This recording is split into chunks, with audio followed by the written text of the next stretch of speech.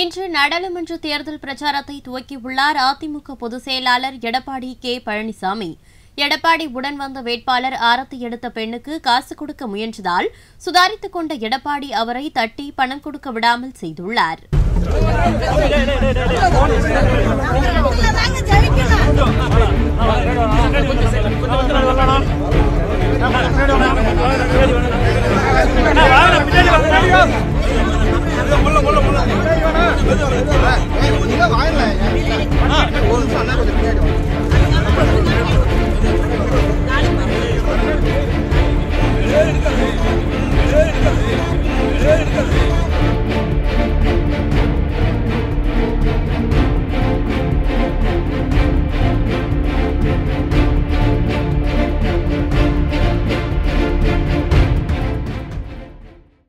செய்திகளை உள்ளது உள்ளபடி தெரிந்து கொள்ள ரெஃப்ளெக்ட் நியூஸை சப்ஸ்கிரைப் பண்ணுங்க.